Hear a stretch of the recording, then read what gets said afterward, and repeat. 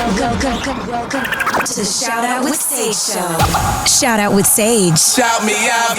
And that's all I gotta say. So shout out and let's go. Well, we're going to talk about some hot topics today. Is there anything you want to start with? Well, you know, like I know the world is kind of caught up in a lot of things, but the whole Elon Musk Twitter stuff is kind of interesting to me. But where you know, this is I'm in your world. I'm in your living room now. So you take me wherever you want to start. Well, with Elon Musk, so Twitter is now suing him. Right. Which I find interesting. And so why did he want to take it over to begin with if he wasn't going to be serious about it? I mean, I'm starting to think that this is just, I mean, you're already the richest man in the world, but I think he's obsessed with attention because he seems to do this a lot, you know, like put stuff out there and then kind of pull back on it. And, you know, so it was under the guise like he was going to protect free speech, which, by the way, does not exist. America. Well, you're a comedian right now. To segue to that, how are things in the comedy circuit? I mean, to me, it all feels the same. You know what I mean? Like comedians, we've always just kind of been out there. At any point, anybody can. I mean, there have been situations. I've never had anybody jump on stage, but definitely the crowd is just out of hand and the club's not handling it. You know, so we've always just kind of been out there like that, exposed. And in terms of free speech, I think we see that, you know, there are things that people can say every day that can cost you, you know, real world thing. Yeah, it costs you your job, your reputation, teeth, you know, depending on who you're talking to. So, yeah, you know, there's no such thing really as free speech. So Elon Musk, I think, was under the guise of he's going to protect free speech by taking over this platform and making sure, you know, it stays this bastion of free speech. But I mean, I think, you know, our former president proved that it could also be a weapon. You know what I mean? That Twitter could be used in bad ways when not regulated properly. So that was Elon's, I think, stance at first. But well, all social media platforms, I mean, Facebook, Twitter, Instagram, they're all a way for people to, you know, use their propaganda machines to try and convert people or to get them to their way of thinking. I know with my parents, for example, because my parents live in Canada. I grew up, you know, I'm American Canadian. And welcome to America. Thank you. I find it very interesting because in Canada, they have on TV, I don't know if they still do, but they had like 80% of all content that you watched had to be 80% Canadian. Okay. Right? Especially since we were next door to the US, to not have American, you know, don't get me wrong, but to have American ideals and all that infiltrate into the Canadian culture. You don't want our beer commercials and our Applebee's and Chili's commercials. And well, your beer is less alcohol, so yeah. So no. Wow. But that hurt. I'm sorry. So with that, now with the internet and satellite dishes and all that, you know, people can get their information and their news from any source. And so I find it very interesting how now when I talk to certain relatives, they have definitely their opinions and what they think about the world is definitely different from when, you know, let's say, you know, 15 years ago, even like 10, 15 years ago, their views with some of them have fundamentally changed, which I find very interesting how important and where you get your news from, where you get your information from can definitely change your mind and your views if you don't do enough research on your own. Oh, absolutely. I mean, we America is in the middle of that right now.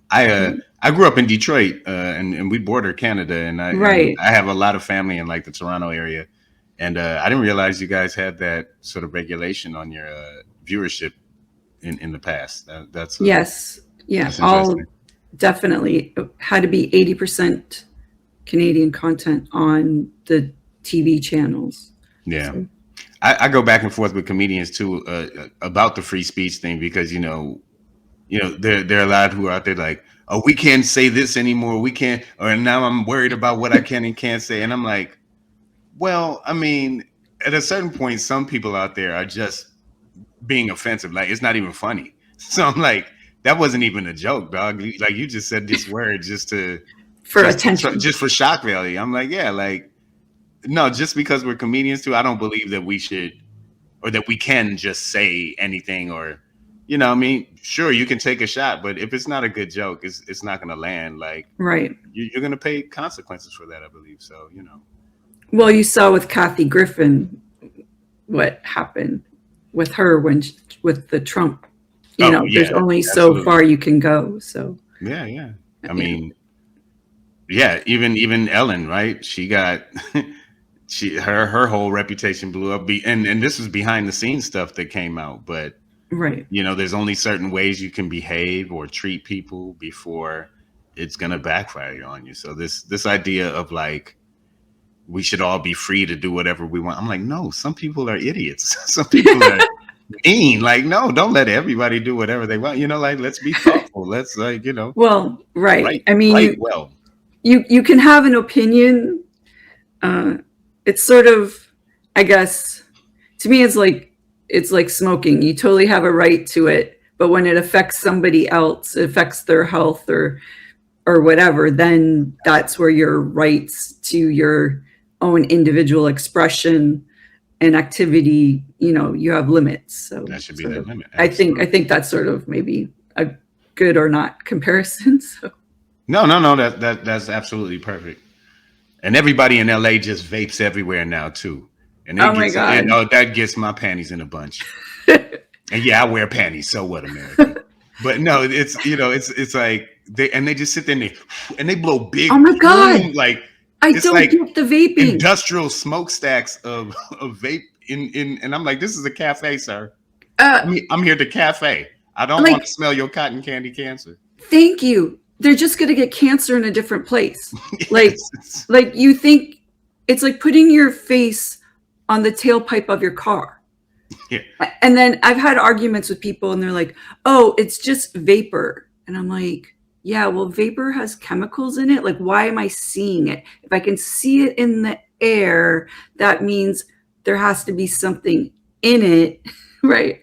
And then I did a lot of research on this actually, because I couldn't figure out why it bothered me so much. Like it actually, my throat gets really dry and I start coughing or I just can't even talk. Okay. And so I did a lot of research on, because everyone's saying, oh, it's better. And I didn't think I would actually find something I disliked more than cigarettes. Yeah, exactly. And that would be it. They invented vaping just for those of us who have like lung issues, they invented vaping. And there's actually certain chemicals in it and there's a dehydrator in it that there's a dehydrator. So that's why my throat goes dry and I can't talk. And obviously I get it. Again, if you want to vape, go for it. But for those of us who do have I have a sensitive respiratory system. I always have since I was a kid. So candles bother me and perfume bothers me. Again, it's like, I almost want to take up smoking just because if they can vape everywhere, why can't cigarette smokers just bust up a cigarette now? And the thing is, they can't. Like, you're not supposed to be vaping, but I see it all the time in all of these restaurants and everywhere. I'm just like, yo, who can somebody get on these vaping people? Phil, get this vapor, man. Like, it really bugs the crap out of me. So yeah, but that goes to that whole freedom of, whatever. Like, no, we're not all free. We shouldn't all be free to just do whatever. Right? Well, exactly. But this goes back to sort of like, my point on smoking and that it bothers me and the vaping that it bothers me. It's like, then it goes into your healthcare. Like I remember I had an argument with somebody once about the vaping and it bothers me. I can't breathe. Like sincerely, I can't breathe. Yeah. And I told the guy, do you mind just moving, away? And he got all offended and was like, I have the right. I'm like, yeah, you do have the right. But are you going to pay for my hospital bill when I go to the doctor tomorrow or the hospital later today when I can't breathe anymore? And then he looked at me and I go, I'll send you the bill because this is America. Like if I was in Canada, maybe I wouldn't worry so much. Right. Okay. Because it's universal health care and I'm not going to have a big payout. But this is America and it's a health business. And so therefore, yeah, can you pay for my bill tomorrow when I go to the doctor? Because, oh, wait, so I have to endure your behavior and then go to the doctor tomorrow and pay money and maybe miss work, if I was scheduled to work or, whatever. Mm-hmm. So, and then the guy looked at me and I could tell like I actually got a few wheels turning in there. And then he's like, oh, I never thought about that. And he's like, I'll move away for you. I'm like, thank you. I appreciate that. Yeah. That, and I think unfortunately we're just in a place in society where people aren't, or there are too many people who aren't just cognizant of their fellow citizens. You know what I mean? Of whether it's spatially or socially or just emotionally. Like people just aren't aware right now of each other in a lot of ways. And but I'm glad you spoke up and said something. Oh yeah, I'm not really too afraid of that. You change lives one. We're gonna change America one vapor at a time. Right, okay, right. I have had people get a little angry. So, if it's if I can just adjust or move somewhere else or whatever, I usually do that. But then, okay, this is my question to you. Mm-hmm. Should I be the one that moves when I'm not, like, they're not allowed to vape inside? Right. So why am I the one having to move? Well, I don't believe you are, especially if you were there first and then they come and sit in, right, your quote unquote area or, your established space. But that's a situation where, hey, listen, I'm not a Yelp reviewer, but I think you can talk to, the management of the establishment and just say, Yes, I have done that quietly. I snuck off and whatever, but sometimes the staff hasn't done anything. Yeah. Most of the time they do, but there has been a few times where the manager or the staff has felt like they went over and said something, mm-hmm. but they didn't follow through. And if there's no follow through, it's just an idle threat, I guess, so like there needs to be follow through. You need to actually say, well, if you're going to do that, you need to leave. You need to go outside and do that. Right. So here's the solution I find when all else fails and management and the staff aren't being helpful. I go over to the vapor person, like the vaping person, and I twirl my wine. I'll just, even if I don't have wine, I'll just buy a glass of wine just to do this. And I go there and I twirl my wine really fast and start spilling on them. And I'm like, oh, my bad. I didn't know this was affecting you. Well, actually, I'm a little more direct. Actually, I don't know if I should say this out loud on a live. I don't know if I should say this out loud on a live. Let me hear it. But I might go get maybe a male friend to I don't know, maybe go relieve some flatulence. We call it crop dusting.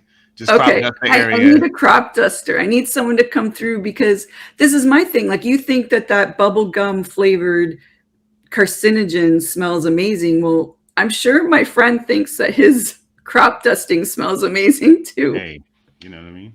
We should all be proud of the winds that come from within. So if you like the smell of that, you should like the smell of this. So yeah. Now we're just gonna get into like scent warfares over exactly, and it shouldn't have to be that. But yeah, all you vaping people out there, just listen, do what you do, but you're not allowed to do it inside, especially not in LA. But I don't know, right. Take that to Kentucky if you have to. But it like here, you're really not allowed to do it, and it's inconsiderate, man. Mm-hmm. That's what especially for people with breathing issues and stuff like that. Come on, guys. Come on, people. Who raised you? Right. If your mother could see you now. Yeah, that doesn't go over very well either. I go, would you do this around your mother? And they're like, oh. Oh, They and could by all the have been. way, and I hope you don't mind me telling them, but I know Sage. I've seen her in these streets, and don't let the Canada fool you. Okay, she is a feisty, spicy little one. Okay, Well, she'll get in there quick. Yeah, I the have red. red hair. It's a I know. warning. We know what it is, and Red and that's in hair. all of the natural world. Red usually means danger. Okay, so she's trying to warn you. Okay, I'm not. and I'm I'm very Black Angel's nice. here warning you Like, too. just Come on. don't push me. Just yeah, See, those are the ones you got to watch. Just don't push me. yeah. So, Love it. Love it. and because actually in Beverly Hills, you work in Beverly Hills, correct? Mhm. Because in Beverly Hills, you're not even allowed to vape or smoke out on the On the street. sidewalk, yeah. No, Yeah. nowhere. None of it's allowed. Right. Even Right. on the patio or none of that. So, Which, yeah. I mean, yeah. I'm not opposed to it. Like, I think it's great, but I mean, people do need, especially late at night. And maybe there should be a curfew on that. Like after 9, Yeah. go out on the street and have your cigarette or your vape or whatever. No, but you could step away a little bit. You don't have to be like in the middle of some people have like their kids out there and stuff like that. You know what I mean? Right. And like you mentioned, there's chemical stuff in there. I don't even know what's. And if I wanted it in my body, I'd go suck on one myself. You know what I mean? But Right. we all make our individual choices. Right. Some people vape, some people, drink, some people don't do anything. Everyone has their personal choice, which is the whole point to our conversation right now. Absolutely. Especially in the US, when you do have to pay for your health care, which is like interesting, to me, and which gets into the vaccine debate. And again, because I have relatives in Canada, they're saying that they shouldn't have to take the vaccine, right? And I go, well, you have universal health care, so if the government tells you that you have to take the vaccine, the government pays for your health care. So Yeah. Now in the US, I do think that if you're paying for your health care, then you should have a choice, like to get it or not. I mean, I definitely think you should be vaccinated, but that's my personal choice. But I do understand the argument of that, especially when you are paying for your healthcare. Like if you're paying for your healthcare, should you not have a say in what you do? Which I think is sort of maybe deep down, like underneath the root of the vaccine debate. What do you think about that? Well, I mean, I think again, well, first of all, I do want to correct you on one point. You don't have to pay for healthcare in America. You can do what I'm currently doing, which is I'm in the process of bubble wrapping my entire house and creating a bubble wrap suit so that I never get injured or anything like that. I haven't done the living room yet, but we're working on it. But absent of that, no, I think it's a continuation of what we've been talking about already, which is just this. Well, for me, in terms of vaccination specifically in regards to the pandemic, for me, I was never really personally so worried about my individual health. You know what I mean? Like I'm a fairly healthy guy. I rarely get sick. I think my immune system is healthy and strong. But I was more considerate and worried about spreading it to people who might be more vulnerable to it. Right. And again, that was just an assumption I was making about my own health, right? It's nothing scientific about it. It's just the way I felt about my body. But thinking outside of myself, I was like I didn't want to I went to Vegas when LA shut down. My mother's there. And so I just took care of her and made sure she didn't have to go out and do stuff. But, I was always worried about like spreading it to her or to my sister or somebody, you know what I mean? So right. I think for me, the decision to vaccinate should be more about community. I mean, obviously there are people who have individual concerns and maybe even religious reasons, which I respect, but I think it was really more about a community aspect to this, right? Where it's like, let's try and stop this thing from spreading. And now we have this highly effective way of doing that. If everybody gets on board, we stop the spread faster. So that was more my stance on it and why I got vaccinated as soon as I could. Is just, I don't want to spread it to anybody else, Right. Yeah. I remember being in the grocery store and there was this, it was when, all the protocols first went into place, and there was this older, elderly woman beside me, and she was like, got really close to me. And so I would rather always err on the side of caution than, and so I went to her, I'm like, oh, listen, I think you're a little bit too close to me.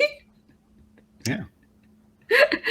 I mean, now I've sort of, I'm vaccinated and all that, but at the time it was right at the beginning, and she's like, oh, I'm so sorry, I didn't know. And I'm like, no, it's like not really about me. I just like, I don't have enough your own information. protection. Yeah, like I don't have enough information right now about things. So I would feel bad that if I got you sick, or like, God forbid, anything worse than that happened. So like, just. And I think that you were being a great citizen in doing that. Me, I was just kicking old ladies away from me, like, stop, you're gonna kill me, go. No, but I think when we talk about like, you're Canadian and their health. Well, I'm a dual citizen. Okay, sorry, but you have Canadian origins. And their healthcare system is universal. I think the pandemic showed us, how great socialism can be and how needed it is, right? Like, obviously, we needed some. I think a more universal form of healthcare. Yeah, I don't like. I stay away from the word socialism. Just my personal. Just for different, more political reasons, which I don't really want to get into. But universal healthcare, totally. Yeah, cool. Yeah. But we need something like that here in America, and the money that got passed out during the pandemic, I think, shows that we have a lot of resources in this country, and it's about how we distribute them. That right. Really, I just did some research before coming on the show, and the U.S. spends, I think it's almost 20% of its gross domestic the GDP on healthcare. Whereas, I mean, the next highest country was the UK, and I think it was about 13%. And I'm pretty sure, don't quote me on this, but pretty sure the UK, because I lived in the UK and I got free healthcare when I was there. So I think it has universal healthcare. Yeah. So it doesn't even make sense that it's being denied here when it's such a big portion of the gross domestic product. And all these other countries that have universal healthcare, it's way less than the gross, like as a percentage of the gross domestic product. So I just don't understand why. Yeah, why? It's got to have something to do with the drug companies. Yeah. All well, right. Then we get into Mark Cuban, who I'm loving right now, because Mark Cuban has started an online pharmacy, Cost Plus Drugs, and he's like trying to make the world a better place instead of going into space like some other people. I know. Yeah. What's up with all the space dudes? I'm like, let's fix the Earth first, guys. Yes. So the Cost Plus Drugs is great, and he's help to make it reasonable for all Americans to get their medicine. I mean, I just think you should not go into debt over medical bills. I just don't believe that.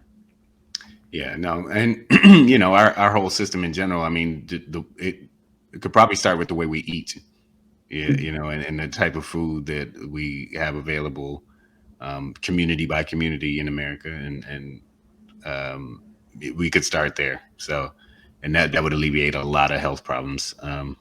According to, the things I've learned, is just Americans have so many pre-existing conditions at this point that, we're bound to be hospital bound, Yeah, diet's important. Definitely diet. Absolutely. So I know that you have to rush off to something else soon. Yes. And so thank you for being here. It was great to talk with you and chat for a bit on all these interesting issues. And I want to welcome, I'm not sure if we're taking a commercial or if I'm just going to switch over. I got to get a chair like that no matter what. Oh my, thank you. Look at that. That is just so cool. Thank you. Thank you. I have two, but I don't know. Maybe I could share one with you. I can let you come over and sit in it for a while. Yeah. No, it looks so comfy. Thanks for having me, Sage. I appreciate it. And anybody out there who's listening, follow me on Instagram at Black Pedro. I always post up my shows and where I'm going to be. Definitely. So, and when are you performing next? Let us know. Next Thursday, I'll be at the Ontario Improv. That's Thursday the 21st, 8 p.m. show, and that's Ontario, California. And then I'll be in North Which Hollywood. Which is named after the province of Ontario in Canada, to let you know. My neighbor. Oh, Canada. Yeah. And then on the 23rd, Saturday, I'll be in North Hollywood at the Comedy Chateau. So yeah, again, Black Pedro on Instagram, and I'll have all the info there for you guys. Great. Well, thanks for being here. And gratitude is an attitude, and I will see you later. Thank you.